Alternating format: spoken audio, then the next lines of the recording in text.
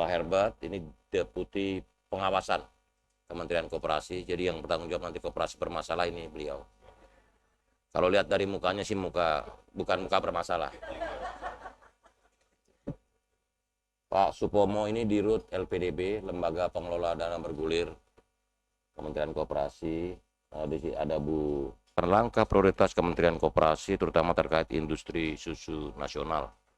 Sebelumnya saya ingin menyampaikan bahwa tanggal 12 Desember hari Kamis, Kementerian Koperasi akan melaunching logo baru Kementerian Koperasi yang kita harapkan bisa memunculkan semangat baru koperasi atau berkoperasi di Indonesia. Logo ini hasil dari lomba sayembara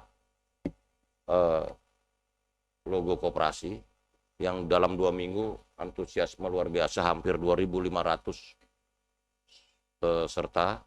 Logonya ikonik, anti mainstream dan kekinian, dan sekali lagi dengan segala hormat ternyata yang menang dari Bali juga. Pak DPD, Pak Komang.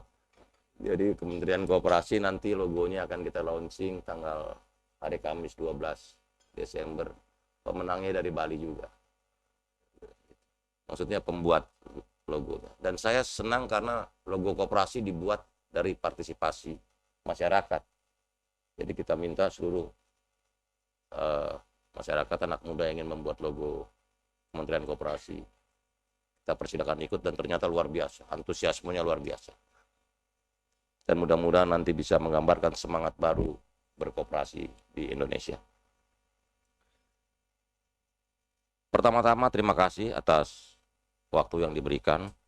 Kita bisa lihat di slide 1 dan 2. Dalam Asta Cita Presiden dan Wakil Presiden, penguatan dan pengembangan koperasi diarahkan untuk mendukung pada Asta Cita kedua, yaitu swasembada pangan.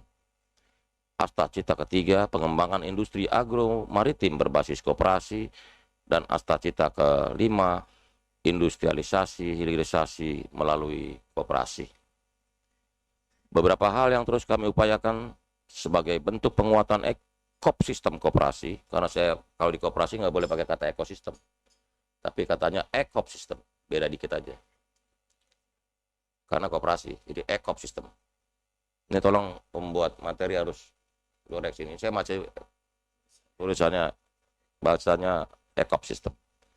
Melalui pelibatan koperasi pada berbagai program prioritas pemerintah seperti pada program makan bergizi gratis, hingga penguatan koperasi pada rantai pasok susu nasional.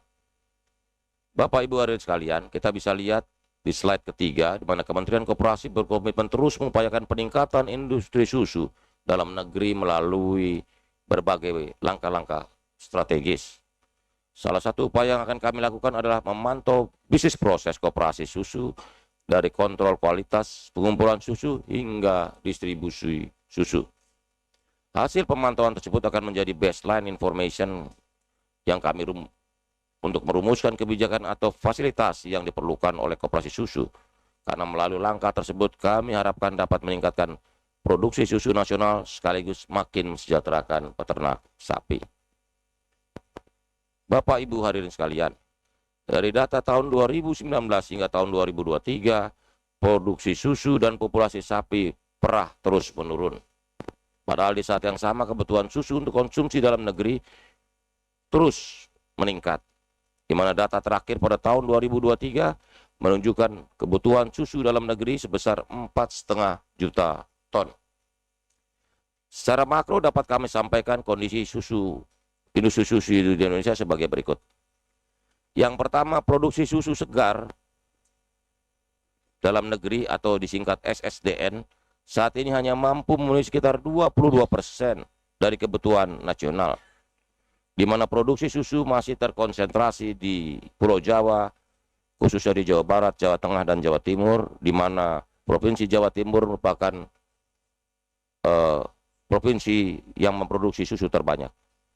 Sedangkan 78% sisanya harus dipenuhi melalui impor, dengan jumlah impor susu konsisten pada kisaran 3,7 juta sampai 3,8 juta ton per tahun, di mana Selandia Baru dan Amerika Serikat jadi negara asal impor susu terbanyak.